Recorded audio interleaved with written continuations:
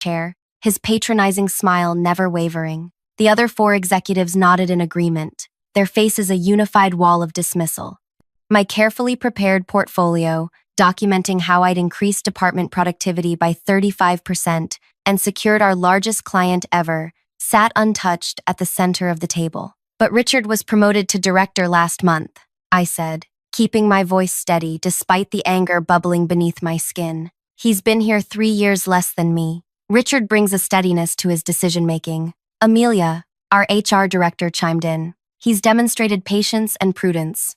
What she didn't say. Richard was 43. I was 29. "I understand," I lied, gathering my materials with hands I refused to let tremble. "Thank you for your consideration." As I turned to leave, Harrison called after me. "Your ideas certainly have merit, Violet. We'll revisit this conversation when you've had more time to." Season. Like I was a cast iron pan, needing to be broken in. Like my 7 years with the company, longer than 2 recently promoted directors, meant nothing because I didn't have enough wrinkles or gray hair.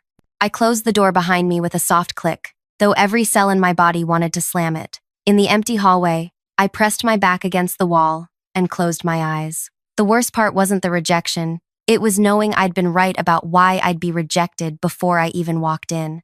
"You're too young, too female, too outspoken." My colleague Dana had warned when I mentioned applying for the management position. "They'll never put you in charge, no matter how much money you make them." I'd wanted to prove her wrong. Instead, I'd given 5 people over the age of 50 the satisfaction of putting me in what they believed was my place. My phone buzzed with a calendar reminder. Board meeting, quarterly review, 3 p.m. As head of my department, I was expected to present our results. The same results deemed insufficient to qualify me for advancement. Little did I know that in exactly 3 hours, every person who had just dismissed me would have their perfectly constructed world turned upside down, and I would be at the center of the storm. If you've ever been underestimated, overlooked, or told to wait your turn when you knew you deserved more, stick around. This story might just give you the inspiration, or the blueprint you've been looking for. Like this now if you've ever been judged by your age rather than your abilities, and subscribe to hear how this all unfolds. My name is Violet Keys. At 29, I had already transformed the marketing strategy for a mid-sized tech solutions company that had been stagnating before my arrival. I was brought in as a fresh perspective hire, a term I later realized meant young person we can pay less than an experienced professional while extracting maximum value from their modern skill set. I'd grown up as the middle child between 2 brothers, learning early that being overlooked meant having to work twice as hard to be noticed. My parents, a high school math teacher and a nurse, had instilled in me the belief that merit would always win out over politics. What a beautiful, naive thought that had been. After graduating with honors and turning down offers from several prestigious firms, I chose this company because the CEO, Martin, had promised room for growth based on performance, not tenure. "We're not stuck in the dark ages here," he'd said during my interview. "Results speak for themselves." For 3 years, that had seemed true. I rose quickly through my department, earning small promotions as I consistently outperformed targets. Then Martin retired, and Harrison took over with his executive committee of industry veterans. Suddenly, the metrics for success shifted. It wasn't enough to bring in results. You needed to bring them in while conforming to an unwritten code of corporate behavior that valued tradition over innovation, caution over calculated risk, and, most importantly, seniority over skill. I returned to my office after the rejection meeting, closed my door, and allowed myself 5 minutes to feel the full weight of the unfairness. Then I dried my eyes, reapplied my lipstick, and began preparing for the board meeting presentation. My assistant Demi knocked and entered with a sympathetic look. "I'm guessing from your face it went exactly as predicted?" "To the letter," I said, not looking up from my computer. "Harrison actually used the word season, like I'm a piece of meat." Demi leaned against my desk. "So what now, boss? Polish up the resume?" I paused, considering the question. The easy path would be to leave, to find a company that might value what I brought to the table. But something inside me rebelled at the thought. "No," I said finally, "not yet. I'm not done here." What I didn't tell Demi was that 3 weeks earlier, I'd received an unexpected email from Elijah Turner, the chairman of our board, a man I'd met exactly once at the company holiday party. The message had been brief. Your Q3 analysis impressed me. Would appreciate your thoughts on some broader company concerns. Dinner Thursday? That dinner had been illuminating. Elijah, unlike the executive committee, asked questions and then actually listened to my answers. He wanted to know why our competitors were gaining market share despite our superior product. He was concerned about declining innovation metrics. Most surprisingly, he valued my outsider perspective. Sometimes being inside too long means you can't see the forest for the trees, he'd said. The executive team has decades of combined experience, but they're all experiencing the same market in the same way. I'd gone home that night and compiled a detailed analysis of our company's strengths, weaknesses, and untapped opportunities. I sent it to Elijah with no expectation of response. 2 days later, he replied with 2 words. Very interesting. I hadn't heard from him since, and with today's rejection, I wondered if that dinner had been meaningless. Just another executive going through the motions of inclusion without any intention of disrupting the status quo.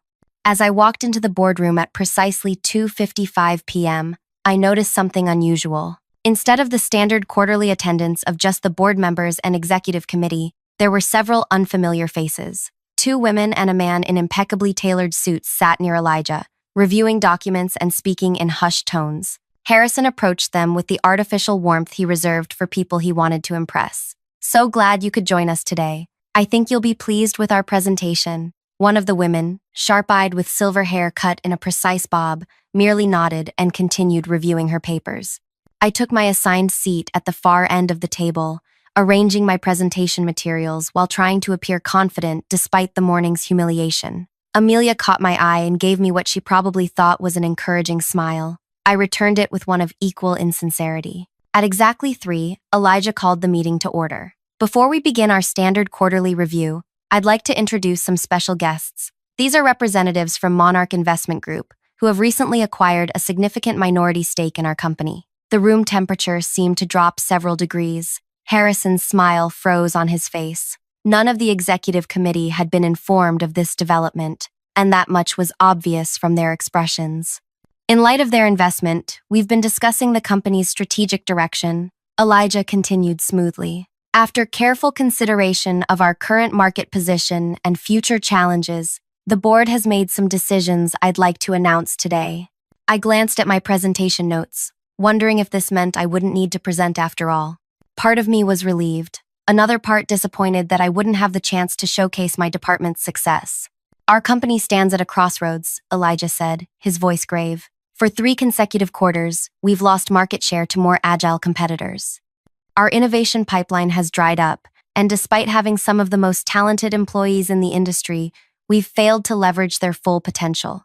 Harrison shifted uncomfortably. If I may, Elijah, you'll have time to speak later, Harrison. Elijah cut him off with unusual firmness. The board has unanimously agreed that we need to take decisive action now. We need leadership that understands both where we've been and where we need to go.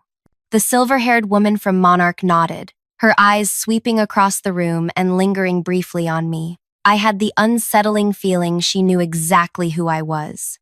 Therefore, Elijah continued, standing now, effective immediately. We are restructuring our executive team, and I'm pleased to announce we've selected our new Chief Executive Officer. Gasps rippled through the room. Harrison's face turned an alarming shade of red. Someone who has demonstrated exceptional analytical skills, innovative thinking, and a deep understanding of our industry's evolving landscape, Elijah said, his eyes finding mine across the long table. Someone who has proven they can identify problems others miss and create solutions others haven't considered. My heart began to pound so loudly I was certain everyone could hear it. This couldn't be happening. Not after this morning.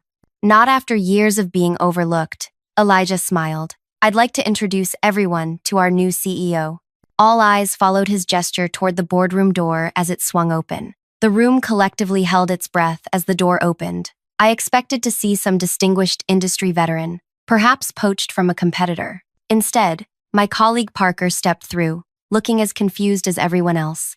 Sorry I'm late, he mumbled, sliding into an empty chair. Elijah didn't even acknowledge the interruption. His eyes remained fixed on me. Violet Keys, he announced, will be taking the helm as our new Chief Executive Officer. effective immediately. The silence that followed was absolute. Harrison's pen clattered to the table. Amelia's mouth opened and closed without sound. The other executives froze in various states of shock and disbelief. "This is absurd," Harrison finally sputtered. "She's exceptionally qualified." The silver-haired woman from Monarch interrupted, her voice cool and precise. "We've reviewed Miss Key's contributions to this company extensively. Her strategic analysis of your market position was more insightful than anything produced by the current leadership in the past 3 years." I sat perfectly still, certain that at any moment someone would laugh and reveal this as an elaborate joke. But Elijah was walking around the table toward me, his hand extended. "Congratulations, Violet," he said. "The board has full confidence in your vision for the company's future." With robotic movements, I stood and shook his hand. My mind raced with contradictions, vindication and terror, triumph and uncertainty, all colliding in a chaotic symphony. "I appreciate the board's confidence," I heard myself say, my voice steadier than I felt. "I look forward to working with everyone to strengthen our market position and culture." Harrison's face had progressed from red to purple. "This is a mistake that will cost us everything. She doesn't have the experience to—" "Harrison," Elijah cut in sharply. "The decision is made. You can choose to support this transition or tender your resignation. Those are your options." The executive committee exchanged panicked glances. Just hours ago, they'd been a unified front dismissing my readiness for a minor promotion. Now they were facing the prospect of reporting to me. "Perhaps," I said, measuring each word, "we should continue with the quarterly review as planned. We can address the transition details afterward."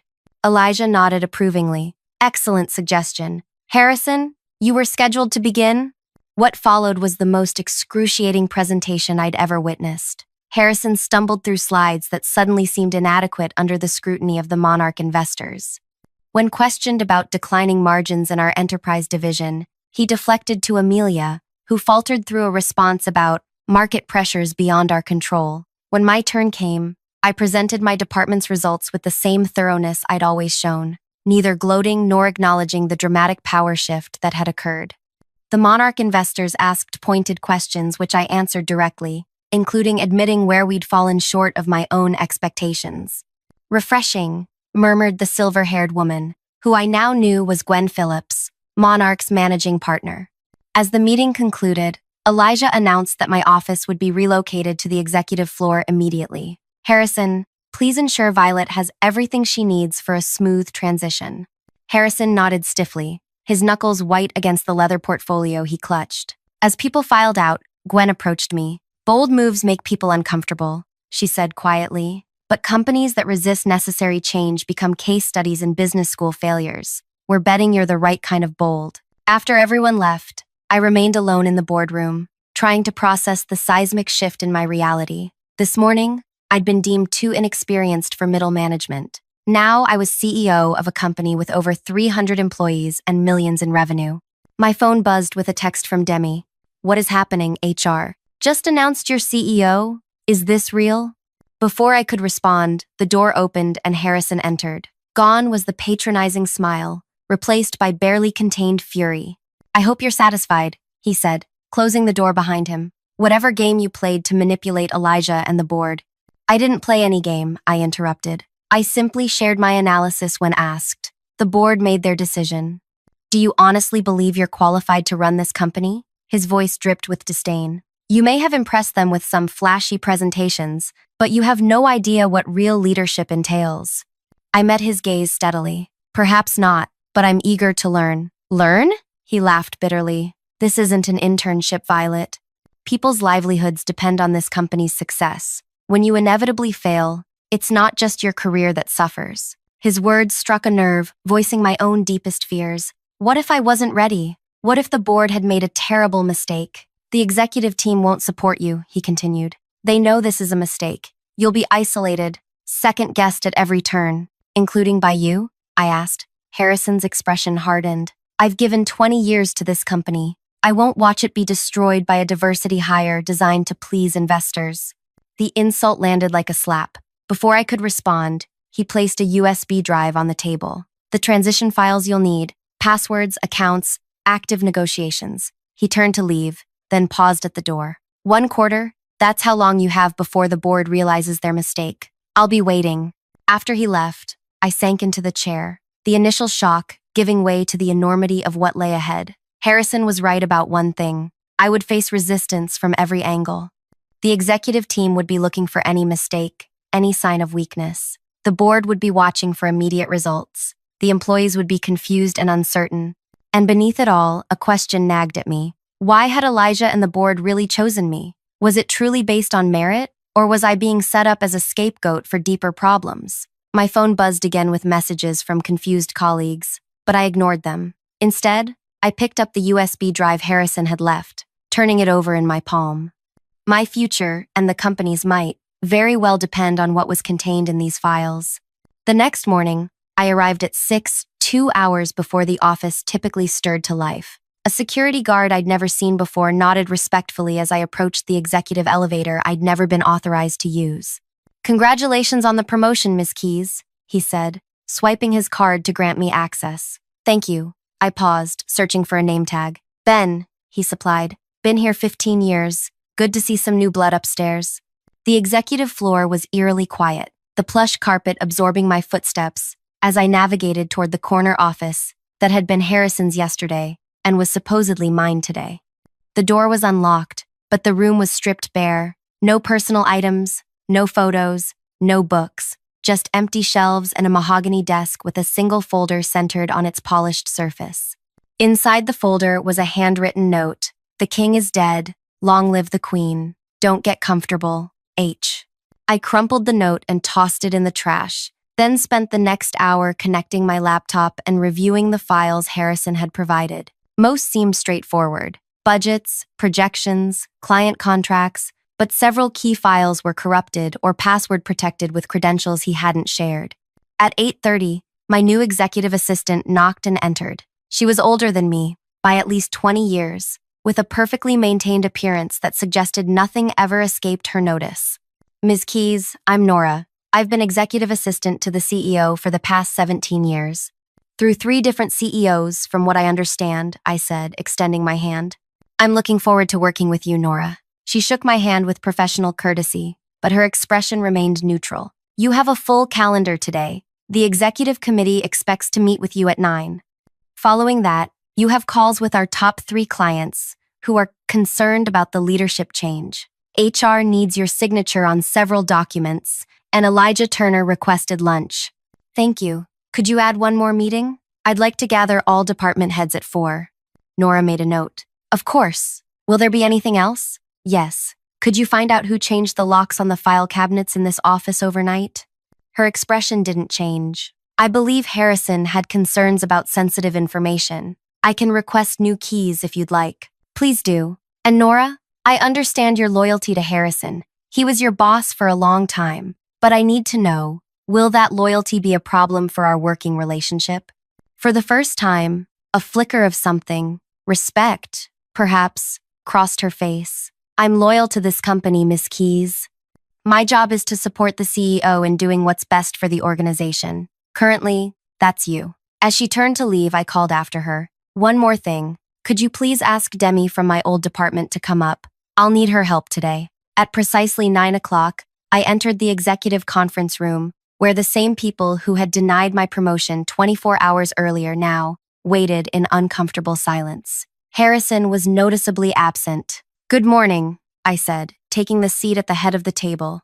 "I know this transition is unexpected for everyone. I want to be clear that I'm not here to clean house or overhaul everything overnight. What I am here to do is address the market share we've been losing and revitalize our approach to innovation." Amelia spoke first, her voice carefully neutral. "We're all wondering about Harrison. Will he be staying with the company in another capacity?" "That's entirely his decision," I replied. "He's welcome to remain as Chief Operations Officer if he chooses. If not, we'll need to fill that position quickly." "And the rest of us?" asked Gerald, our aging CFO. "Should we be updating our resumes?" I looked around the table at these people who had dismissed me, underestimated me, and likely still thought I was unqualified. My instinct was to reassure them, to try to win their approval and cooperation. But something told me that approach would be perceived as weakness. "That depends," I said instead. "I need people who can embrace change and contribute to our growth. If that's you, there's a place for you here. If not, I let the implication hang in the air. The tension in the room was palpable. These people had never seen me as anything but a subordinate. Now I held their professional futures in my hands, and they were realizing it in real time. I'll be meeting with each of you individually over the next week, I continued. In the meantime, I need complete transparency. No hidden agendas, no withholding information, no sabotage. We succeed together or fail separately. As I stood to leave, my phone buzzed with a text from an unknown number. Check your personal email immediately.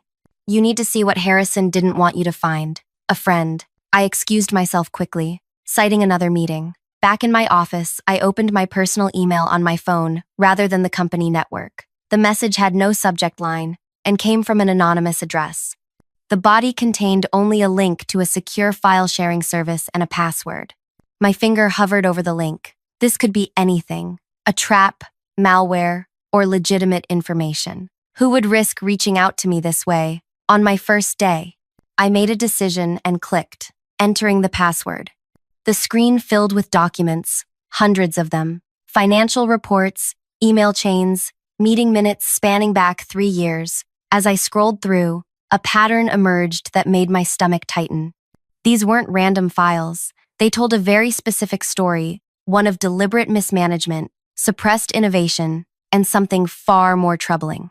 A knock interrupted my racing thoughts. Demi entered, her eyes wide with excitement. Boss, or should I say, CEO boss, this is insane. How did— Close the door, I said quietly. Her smile faltered as she took in my expression. What's wrong? I need your help with something, but it stays between us. Completely confidential. She nodded, suddenly serious. Of course. I turned my phone toward her. I need you to verify these without using company servers or leaving any trace. Can you do that? Demi's eyes scanned the screen, her expression shifting from confusion to shock. These are— Yes. Can you do it? Give me 48 hours, she said. The rest of the day passed in a blur of meetings. The client calls were particularly challenging. All three expressed concerns about inexperienced leadership, using almost identical language, suggesting Harrison had been making calls of his own. At lunch, Elijah provided more context about the board's decision. The truth is, we've been concerned for some time, he admitted, as we sat in a private dining room of an upscale restaurant. Performance indicators were sliding, but Harrison always had plausible explanations. Then Gwen from Monarch started asking harder questions during their due diligence process. And my analysis caught her attention? It did more than that. It confirmed suspicions we already had but couldn't prove. He leaned forward. Violet, there are aspects of the company's operation that may be problematic, things the board wasn't fully informed about. What kind of things? His expression turned guarded. I've said too much already. Just know that your appointment wasn't a snap decision or a diversity gesture, despite what some might claim. You earned this through insight and integrity. That afternoon, I gathered the department heads, 15 people representing every aspect of the company's operations. Some I knew well, others I'd barely interacted with. All looked uncertain about why they were there. I've called you together because you're the backbone of this company, I began. You lead the teams that make everything happen. You know your departments better than anyone. Their strengths, weaknesses, untapped potential. I moved away from the podium and sat on the edge of the conference table, abandoning formality. Here's what I need from each of you. Complete honesty. Not what you think I want to hear. Not what previous leadership expected you to say. The unvarnished truth about what's working, what isn't, and what you would change if you had the authority. Nervous glances circulated around the room. I understand your hesitation, I continued. Speaking truth to power is risky, so let me make this easier. Over the next week, I'll meet with each of you individually, off the record. Nothing you say will be held against you. I'm not looking for complaints or finger-pointing. I'm looking for insights that can make us stronger.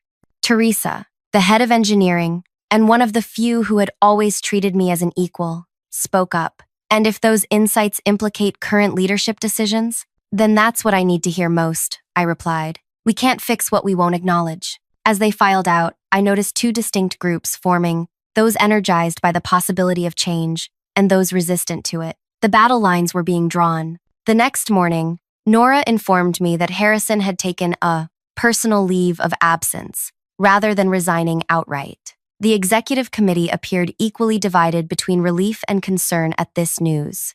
Demi texted me, Need to speak privately, not at the office. We met at a small cafe 3 blocks from our building. She arrived with a secure laptop that had never connected to our company network. I verified everything, she said without preamble. It's all legitimate, and there's more. She opened the laptop, revealing a detailed timeline of events. Harrison hasn't just been resistant to innovation, he's been actively sabotaging it. Every major initiative from departments led by younger managers was either underfunded, delayed until irrelevant, or simply buried. Why would he undermine his own company? Demi's expression was grim. Because it's not just his company he's concerned with. She pulled up financial records, showing payments from our 3 largest competitors to offshore accounts linked to shell companies. He's been selling our research, client information, and strategic plans for years. My mind raced. The board suspects something, but I don't think they know the extent. There's more, Demi said. Remember that major client you brought in last year?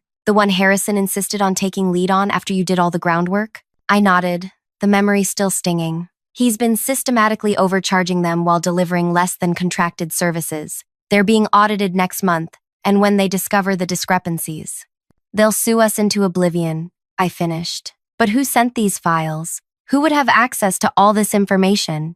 I think I know, Demi said. The metadata on some of these documents shows they were last accessed by Nora's credentials. The revelation hit me like a thunderbolt. Nora, Harrison's trusted assistant for years, had been the one to reach out. But why? Over the next 2 weeks, I worked 18-hour days learning everything about our operations while conducting private meetings with department heads. The picture that emerged confirmed what the documents had suggested, a company being hollowed out from within by its own leadership. I also discovered why Nora had helped me. During our one-on-one meeting, she revealed that Harrison had taken credit for her financial analysis work for years, blocking her advancement while using her insights to bolster his reputation. I've kept records of everything, she said quietly. I knew someday someone would need to know the truth. Meanwhile, Harrison began calling board members individually, questioning my decisions and suggesting the company was in crisis under my leadership. Elijah warned me of these attempts, but assured me the board remained supportive. For now. Then came the first major test. Our largest client, the one being systematically overcharged, contacted me directly, requesting an urgent meeting. Their financial audit had indeed uncovered the discrepancies Demi had warned about. I had 2 choices: deny knowledge and blame Harrison's administration, or take responsibility as the company's new leader. I chose the latter, meeting with them personally to address the issues. We've uncovered some concerning practices in our billing department. I told them honestly. As CEO, I take full responsibility, even though these practices predated my leadership. I'm prepared to offer a full refund of all overcharges, plus a 20% discount on future services as compensation for the breach of trust. Their surprise was evident. They had clearly expected denials and legal posturing. We appreciate your candor, their CFO said, but this raises serious concerns about your internal controls, which is why I've already initiated a complete audit of all client accounts and billing practices, I replied, handing them a preliminary report. Transparency will be the cornerstone of our relationship moving forward. They left satisfied, but the cost of making things right would impact our quarterly earnings significantly. I knew Harrison would use this as ammunition with the board. Sure enough, 3 days later, I received notice of an emergency board meeting called at Harrison's request. The agenda: addressing leadership concerns and financial irregularities. The night before the meeting, I barely slept. Everything I'd worked for could unravel if Harrison successfully convinced the board I was in over my head. The financial hit from correcting his misdeeds would look like my failure. His years of relationships with board members could outweigh my weeks of progress. As dawn broke, my phone buzzed with a message from Elijah. Be prepared. Harrison has gathered significant support. This won't be easy. I arrived at the boardroom early, arranging my materials with shaking hands. Board members filed in, their expressions unreadable. Harrison entered last, impeccably dressed and radiating confidence. He nodded curtly in my direction before taking his seat. Elijah called the meeting to order. Harrison has raised concerns about the company's direction under new leadership. He's requested time to present his perspective. Harrison stood, straightening his tie. Thank you, Elijah. Members of the board, I come to you today not out of personal grievance, but out of deep concern for the company we've all worked so hard to build. He launched into a meticulously crafted presentation highlighting the financial impact of my decision to refund our largest client, projecting devastating consequences for our quarterly results. While honesty is admirable, he said smoothly, inexperience has led to an overreaction that threatens our financial stability. This situation could have been handled through standard dispute resolution without such drastic measures. Board members nodded. Some took notes. My heart sank as I watched them responding to his polished delivery. Furthermore, Harrison continued, morale has suffered as hasty reorganizations have created confusion throughout the organization. Several key employees are considering departure, and clients are expressing concern about stability. He paused, looking directly at me. I take no pleasure in saying this, but the experiment has failed. For the good of the company, we need experienced leadership now more than ever. As Harrison sat down, the room fell silent. All eyes turned to me. I stood slowly, my mind racing. This was the moment everything would either fall apart or come together. 3 weeks of investigation, countless hours of planning, all leading to this confrontation. Thank you, Harrison, for your concern, I began. Before I address the specific points you've raised, I'd like to share some information the board should consider. I connected my laptop to the projector and pulled up the first document, a financial analysis showing the systematic overcharging of not just one, but 17 major clients over the past 3 years. The refund I authorized wasn't an overreaction, it was the bare minimum required to prevent a lawsuit that would have exposed much more. I clicked to the next slide. These are communications from Harrison to billing, instructing them to implement these overcharges while keeping clients in the dark. Harrison's face flushed. This is absurd. Those documents are clearly falsified. Are they? I asked calmly, clicking to another slide, because the billing department provided original emails with full headers and metadata, and our database logs confirm when and how these changes were implemented. Board members began whispering among themselves as I continued through the evidence, documentation of innovation, suppression, client mismanagement, and the systematic undermining of younger managers who posed any threat to Harrison's authority. But most concerning, I said, pulling up the final documents, are these financial transfers linking Harrison to our 3 largest competitors. The room erupted in chaos. Harrison shot to his feet. This is slander, a desperate attempt to divert attention from her own failures. Elijah raised his hand for silence. Harrison, these are serious allegations. Do you deny them? Of course I deny them. These documents could easily be fabricated. There's no proof. Actually, came a voice from the doorway. There is. Nora entered, carrying a thick folder. I've maintained records of every transaction, every directive, every client interaction for the past 17 years, including audio recordings of meetings where these decisions were made. Harrison's face went ashen. Nora, what are you doing? What I should have done years ago, she replied, placing the folder on the table. Telling the truth. What followed was the most thorough dismantling of a career I'd ever witnessed. For 2 hours, the board reviewed evidence of Harrison's systematic betrayal of the company's interests. With each revelation, his denials grew weaker, until finally he sat in stunned silence. When the last document had been examined, Elijah addressed Harrison directly. In light of this evidence, the board requests your immediate resignation. Should you refuse, we will pursue criminal charges for corporate espionage and fraud. Harrison looked around the table, searching for any ally, any sympathetic face. Finding none, he stood stiffly. You'll be hearing from my attorneys. He stormed out, the door slamming behind him. In the silence that followed, I felt no triumph, only a hollow vindication. I wish it hadn't come to this, I said quietly. Gwen from Monarch spoke for the first time. Don't. He created this situation through years of choices. You simply brought them to light. Elijah nodded in agreement. The question now is how we move forward. I straightened my shoulders. I have a plan for that too. Over the next 6 months, we completely restructured the company. The old executive committee was disbanded, replaced by a leadership team that blended experience with fresh perspectives. Merit became the only criterion for advancement, regardless of age or tenure. We implemented transparency in all client relationships, even when it meant admitting past mistakes. Initially, this hurt our bottom line, but client retention improved dramatically as trust was restored. Most importantly, we created clear pathways for innovation, ensuring good ideas wouldn't be buried because of office politics or threatened egos. When the year-end results were tallied, we had recovered our lost market share and expanded into two new sectors. Employee satisfaction scores reached their highest point in company history. At the annual company meeting, I stood before all 300 employees, feeling a profound sense of closure. 1 year ago, I was told I lacked the maturity to lead a team of 5.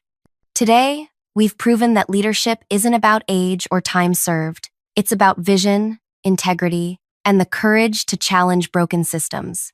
I paused, looking around at faces both familiar and new. My revenge against those who underestimated me wasn't taking their jobs or humiliating them publicly. It was creating a company where that kind of discrimination can never happen again, where your value is measured by your contribution, not your birth certificate.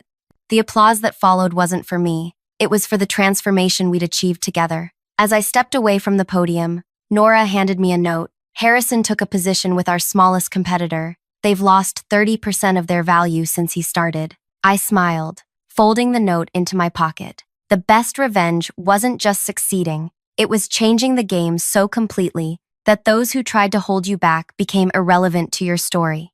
If this story resonated with you, remember that sometimes the greatest victories come not from defeating your opponents, but from transforming the battlefield itself.